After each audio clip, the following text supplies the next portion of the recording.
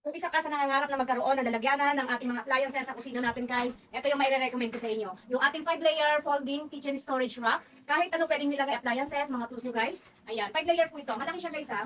Tapos maganda yung quality ng pagka-metal niya. Ayan, maganda quality niya. Ganito lang siya i-operate, ibubukan nyo lang po siya. Ayan, bukan nyo lang siya ng ganyan. And then, may lock po yan. Ilalak nyo dito. After nyo malak guys, may lock pa yan dito sa likod para safe na safe po yung ating storage rack. And then may gulong po yan siya para kahit saan, pwede nyo siya iikot-ikot or ilipat-lipat kung saan-saan. Ito guys, sasample lang ko kayo, maglalagay tayo ng appliances. Para po yung mga appliances nyo hindi pa kalat-kalat. Ayan, ganyan po. O diba guys? Kaya kung gusto mo neto, kung isa ka sa gusto magkaroon ng ating kitchen, folding, storage rack, itong 5-layer guys, ang ganda ng quality.